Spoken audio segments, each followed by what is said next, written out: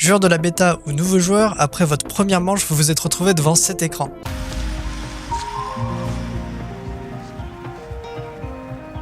What the fuck is this piece of shit? Et là, c'est la panique, vous comprenez rien, il y a un timer et vous prenez un truc au pif. Et la manche d'après, la Juliette est maintenant sous stéroïde et vous a tué 8 fois. Bonjour, je suis UselessFish et aujourd'hui on va parler des éveils.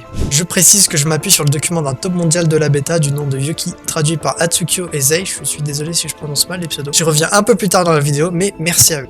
Pour commencer, au début de la partie, vous avez le choix entre 2 éveils et 4 équipements. Notez bien, les éveils sont toujours aléatoires entre chaque partie et chaque manche, mais les équipements seront toujours les mêmes au début de chaque partie. D'ailleurs, vous avez des équipements propres aux goalies et d'autres propres aux attaquants. Évitez donc d'improviser un changement de poste si vous avez choisi le rôle goalie ou inversement.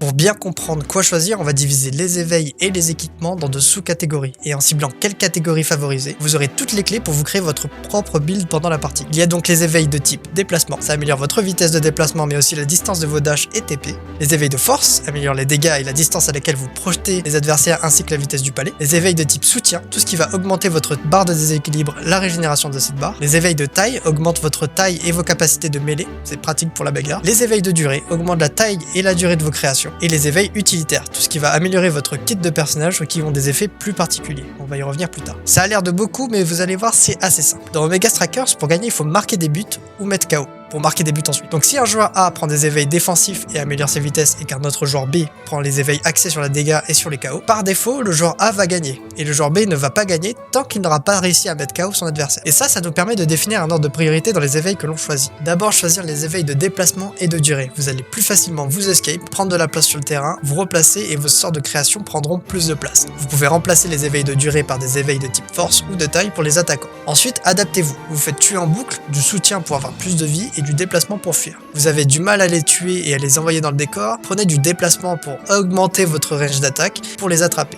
Vous perdez à la bagarre, la taille sera votre ami et vous remporterez plus facilement vos duels. Pour ce qui est des éveils utilitaires, c'est un peu différent. Ces éveils ne sont pas du tout moins importants que les autres, mais comme dit plus tôt, ils sont situationnels. Si vous voulez pouvoir utiliser plus rapidement certaines compétences parce que lorsque vous vous battez, vous n'arrivez pas à gagner, ou si vous voulez tirer de plus loin avec vos compétences à distance, ces runes sont faites pour vous. Mais en fonction de la partie et de votre style de jeu, c'est à vous de choisir ce qui vous convient le mieux. Dernière chose à savoir, les étincelles. Les éveils avec le terme étincelle sont classés dans la sous-catégorie utilitaire. La subtilité de ces éveils est que plus vous avez d'éveils étincelles, plus elles seront puissantes. Il est donc conseillé d'en prendre plusieurs plutôt qu'un éveil étincelle isolé dans votre build. Aussi, si vous voulez rapidement voir quels sont les meilleurs items pour vos personnages, je vous mets le document en français dans la description. Il y a des onglets avec tous les personnages et les éveils qui sont le mieux pour eux. Cette vidéo est un résumé et j'essaie de simplifier au mieux ce document. J'espère que cette vidéo vous aura plu et vous aura un peu éclairé sur les éveils. Je sais que c'est assez flou pour tout le monde au début.